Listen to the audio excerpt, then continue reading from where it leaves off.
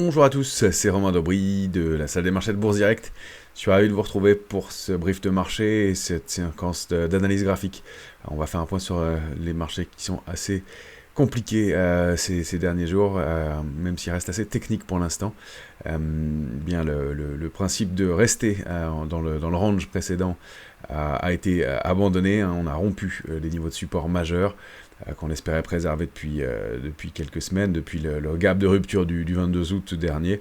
On espérait rester sur des niveaux de support et dans un trading range. On a rompu ces trading range par le bas. Le principe, c'est qu'on duplique en général le mouvement et qu'on devrait avoir des mouvements de baisse complémentaires. On a déjà fait une bonne partie du chemin de la baisse, ça c'est la bonne nouvelle. La moins bonne nouvelle, et c'est ce qui est en train de se passer, c'est qu'on est en train de creuser régulièrement, doucement, mais sûrement de nouveau plus bas, et il y a plusieurs indices qui sont en train de rompre leur plus bas annuel et de prendre la direction des prochaines cibles graphiques baissières. Alors on espère que ce sera les dernières. On prend beaucoup de marge en amont des publications trimestrielles des entreprises.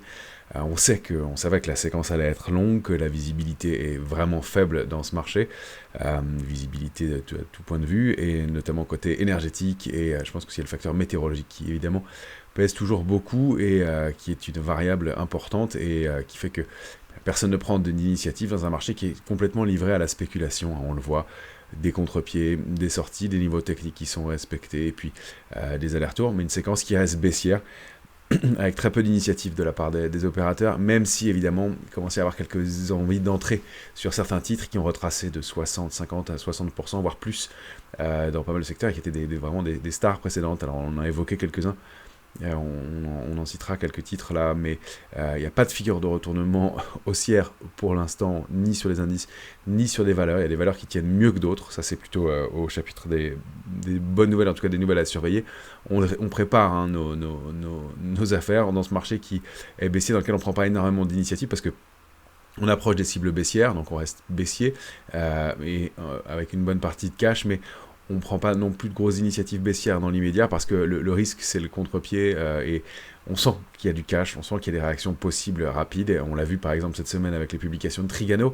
Eh bien, elle a pris 13% suite à sa publication, et parce qu'elle donne de la visibilité, et ça va être ça à mon avis le nerf de la guerre dans les semaines qui viennent, avec les publications trimestrielles donc des entreprises, et il va y avoir un stock picking important à faire, mais qui va être compliqué, parce que on le voit à l'inverse, dès qu'on déçoit un peu, on est sanctionné. C'est le cas d'Apple, qui annonce qu'elle ne produira pas plus, qu'elle ne va pas augmenter sa capacité de production d'iPhone 14, et elle est sanctionnée un peu hier, et puis en plus elle a été dégradée en plus aujourd'hui, et donc elle perd plus de 5% à l'heure où on se parle. Là, on est jeudi, donc 29, il est 21h. Donc les sanctions vont être aussi sérieuses. Alors la peut-être bonne nouvelle, c'est qu'on approche de cibles graphiques, et que pour l'instant tout ça reste technique. Il y a cette idée de capitulation qui revient un peu sur le devant de la scène. Pas toujours comme ça que ça se passe, il n'y a pas toujours une capitulation sur le marché. Il y a aussi des séquences où c'est long, et on le pressentait, où le marché peut rester en bas longtemps, et faire des arbitrages, être un peu l'objet de volatilité, et ou grignoter comme il le fait régulièrement jusqu'à se stabiliser et peut-être remonter. Pour l'instant, on n'a pas d'éléments de ce côté-là, mais on pressent qu'il y a des niveaux qu'on est en train d'aller chercher. Alors, la position ouverte sur les marchés dérivés, sur les futurs en général, elle reste à la main des vendeurs. Il y a eu quelques signaux un peu contradictoires depuis 2 jours, mais il y a tellement de volatilité intraday que c'est difficile de savoir quand la position ouverte augmente, comme ça a été le cas hier, très légèrement sur l'Eurostoxx, et que le marché a terminé en hausse, et qu'elle a augmenté assez nettement sur le futur CAC 40, et que le marché a terminé en hausse aussi hier, mais le contre-pied était fort aujourd'hui. Alors est-ce qu'il y a eu des débouclements de positions longues et de tentatives d'entrée sur le marché suite à l'intervention de la Banque d'Angleterre? Est-ce que c'est donc de la spéculation qui est prise à contre-pied? Sûrement un petit peu, mais le fait est qu'il y a un intérêt qui est quand même assez moyen, et globalement des marchés qui sont à la main des vendeurs. Alors en contrepartie, il y a toujours de la couverture, et même pas mal de couverture dans les portefeuilles, ce qui fait que ça bloque ce mouvement de baisse, ça le ralentit, ça ne l'empêche pas, mais ça le ralentit, et ça le ralentit par palier.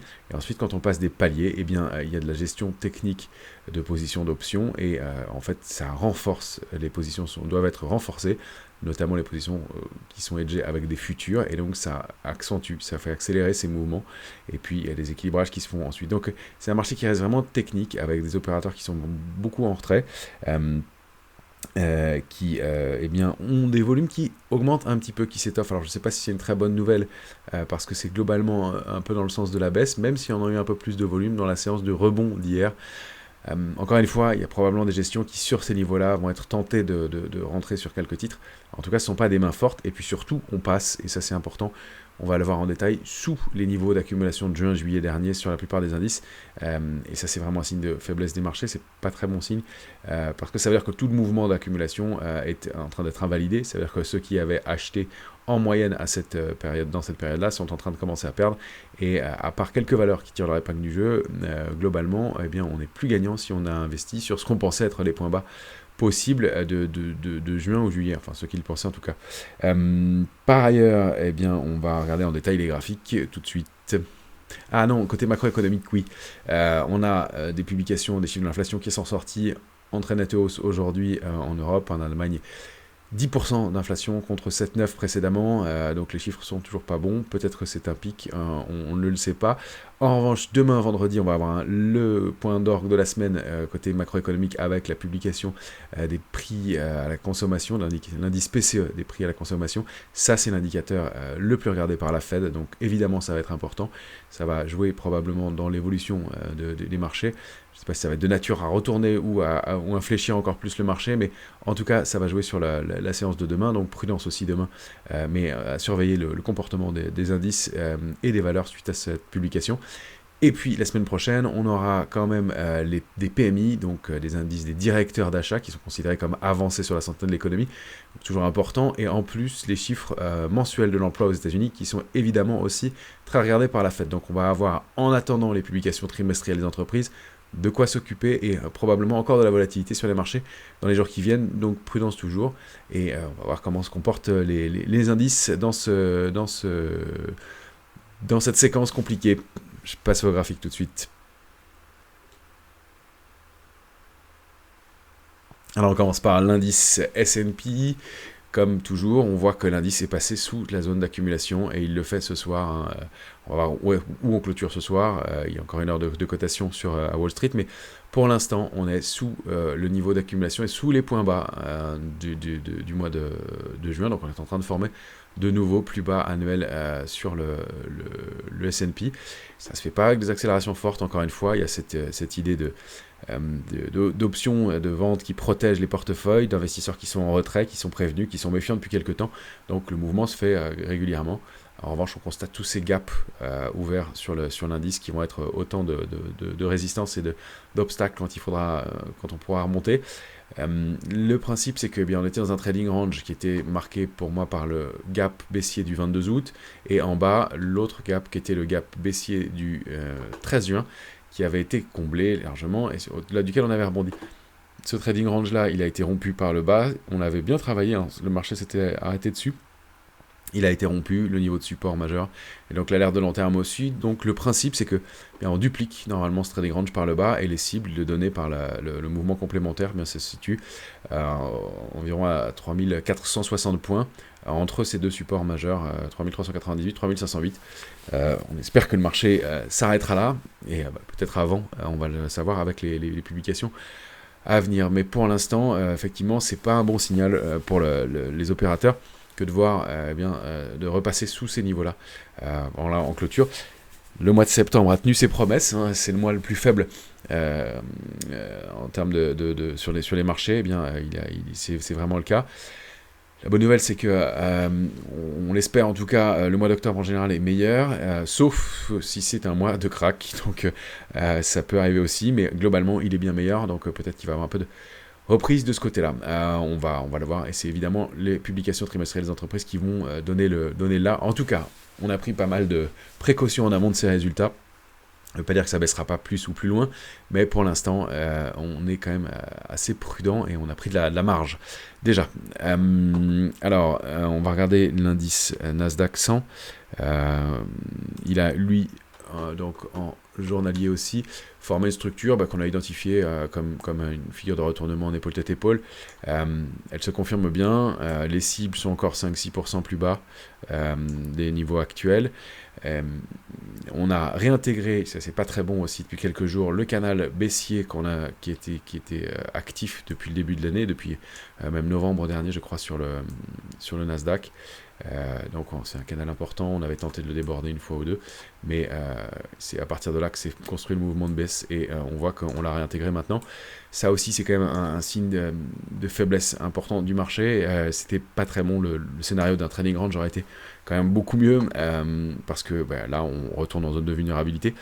On teste ce soir, on vient de tester ce soir sur le Nasdaq les plus bas annuels Nasdaq 100. On s'est arrêté au point près dessus, 11 032. C'est ça, 11 037 et on a dû pas aller loin ce soir. Voilà, 11 038,95. Donc il y a un marché très technique toujours qui surveille les points précédents. On a rompu ce support intermédiaire au-delà duquel on essayait de bagarrer depuis plusieurs jours.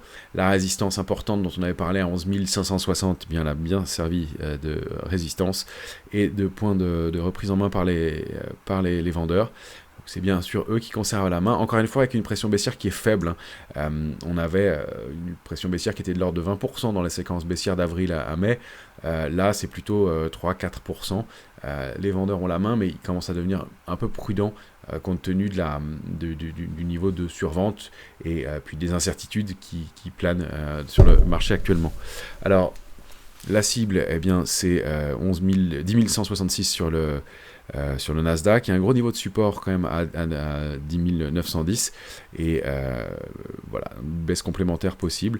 On peut tout à fait continuer, ce sont des zones cibles, des niveaux cibles avec ce gros support à 10 040. On peut retourner chercher le bas du canal baissier précédent qui avait été très bien travaillé et continuer à baisser plus ensuite. Si en revanche le marché veut se reprendre, il faut repasser et ressortir de ce canal. Et déborder 11 560, c'est pas le sens pour l'instant, même si on a eu un peu de volume dans la bougie de hausse d'hier, mais vous voyez que c'est clairement aujourd'hui les vendeurs qui reprennent la main et les volumes sont un peu étoffés dans le sens de la vente et dans le sens de la baisse. Donc pour l'instant, pas vraiment de signaux de diminution de la pression baissière ou de retournement du marché. Alors intéressant aussi à regarder, comme toujours, c'est la volatilité. Sur des niveaux qu'on suit ensemble depuis quelques temps. Le VIX, on avait dit qu'il était, donc le VIX en journalier, graphique journalier ici, on avait dit que on était sur le VIX en zone d'alerte forte depuis le débordement de 28. On l'avait buté en dessous, on a réaccéléré, et que la panique, elle se situait au-dessus de 34,49. On a cru que le marché allait partir en panique cette semaine, avec des indices qui ont commencé à rompre des niveaux de support majeurs, à accélérer à la baisse, le VIX qui commence à repasser au-dessus. C'est vraiment un niveau important, 34,49, et en fait il a été ouvrir à 34,45. Donc vous voyez, c'est vraiment des niveaux très techniques. C'est toujours assez technique et ce qui se produit en ce moment, on voit que c'est beaucoup de spéculation qui drive ce marché-là. Et toujours pas de grosses mains, pas de fonds, pas d'initiative forte. Ça reste tendu, on reste avec une volatilité qui est à 32,89 ce soir, avec des marchés qui glissent. Ça part pas du côté de la panique pour l'instant, il n'y a toujours pas cette capitulation, cette phase d'accélération forte. Et on sent quand même qu'il y a pas mal de pression. On l'avait aussi pressenti, et on peut le regarder dès maintenant sur l'or, un petit mouvement aussi, qui peut peut-être être interprété comme un mouvement d'inquiétude des investisseurs. Alors j'ai utilisé le mot panique, la question panique sur Twitter, c'est pas vraiment le cas, on le voit bien, ça reste très canalisé, mais sur l'or, on a rompu un niveau de support majeur, on l'avait déjà indiqué, 1688, c'est vraiment important, c'est un niveau qui tenait depuis des mois, et en l'occurrence depuis mai 2020. On s'était appuyé plusieurs fois dessus, nettement, et là on l'a rompu en clôture hebdomadaire, on a même été rechercher ce niveau de résistance, on l'a rebaissé. Sauf que depuis 2-3 jours, il y a un petit peu de réaction, avec un peu de volume en plus, haussier, sur l'or. Donc est-ce qu'on pourrait invalider ce mouvement de baisse? Est-ce que l'or redeviendrait un actif refuge? Tout ça sur fond de détente du côté du dollar aussi. Peut-être, en tout cas, quelque chose il n'y a rien de fait du tout, et on est baissier. On a rompu un niveau de support majeur, donc la tendance est baissière. Les cibles sont plus basses, 5589 premier support, mais on va quand même surveiller une éventuelle réaction du côté de l'or et de voir si, mais ça peut indiquer aussi un peu d'inquiétude de la part des opérateurs et que l'or reprenne son rôle d'actif refuge dans un marché qui se mettrait à baisser. Donc toutes les corrélations entre les indices, le VIX et l'or sont à regarder en ce moment pour essayer de détecter des signaux effectivement d'accélération baissière ou de déclenchement d'un mouvement plus fort. On a l'argent aussi, puisqu'on est sur l'or, qu'on peut regarder, qui tient bien son niveau de support. Pour moi, c'est un niveau vraiment d'accumulation sur l'argent, on en a parlé plusieurs fois, niveau de long terme, 18-26. Il le préserve pour l'instant, il n'y a pas vraiment de tendance non plus.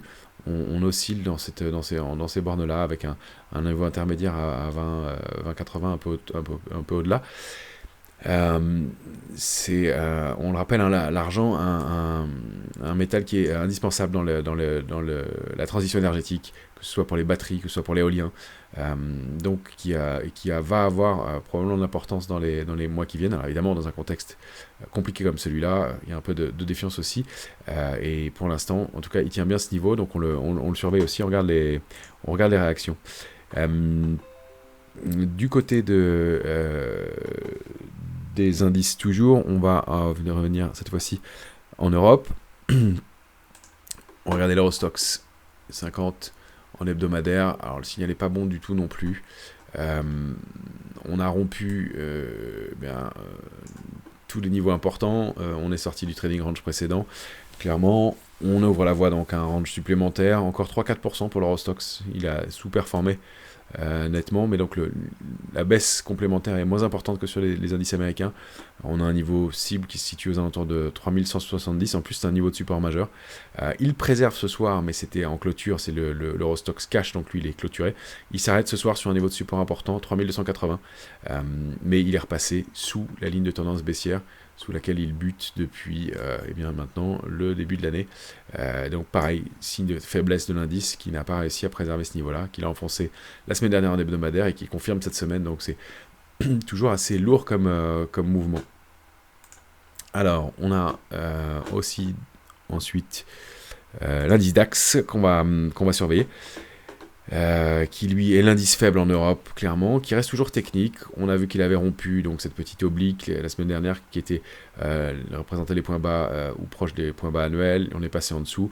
Le trading range est rompu de la même façon, donc la cible complémentaire. Et maintenant, on est dans ce trading range là. Ça n'est plus un tiret, c'est un trait plein.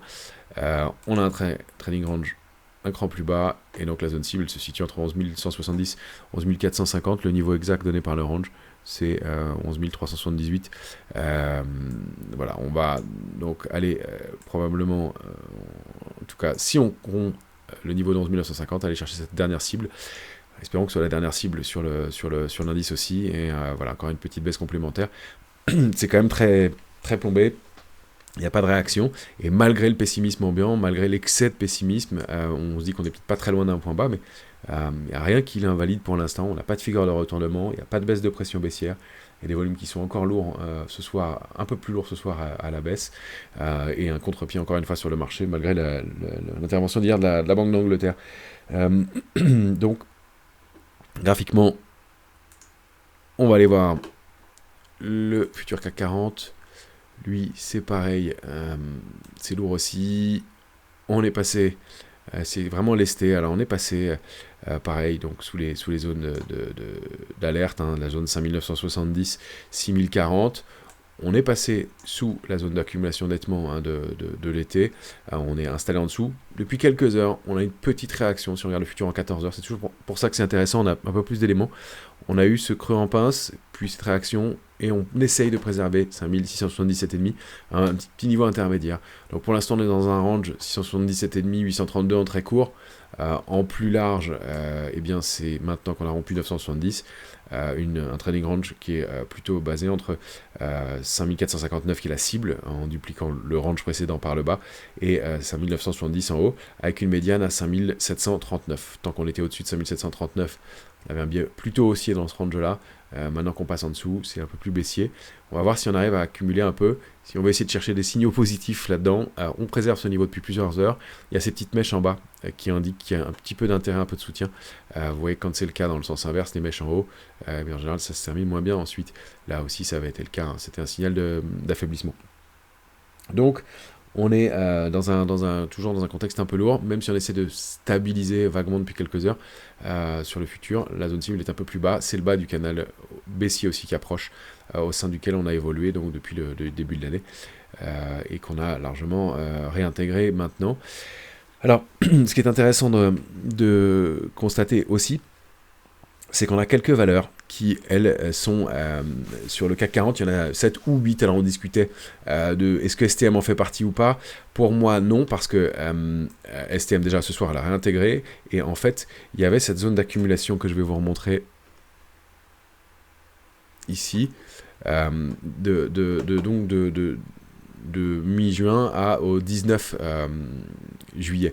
C'est vraiment à ce niveau-là qu'on avait accumulé. On avait eu ce gap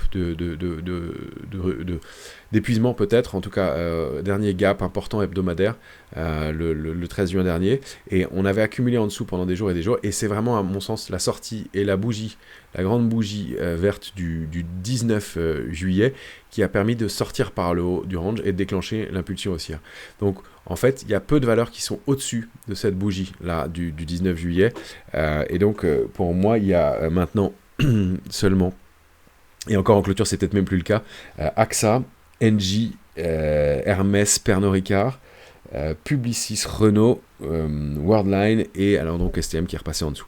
Je suis pas sûr que ce soit le cas pour toutes. Donc il y en a pour lesquels c'est plus flagrant, hein. Si on regarde Publicis par exemple, elle est encore au-dessus. Il y en a qui sont encore dans la zone. Donc aussi c'est intéressant. C'est une information qui indique quoi? Ça indique que bien on a pris du bénéfice, ou on a abandonné les positions sur la plupart des valeurs, mais que sur certaines, les acheteurs ont conservé leurs positions.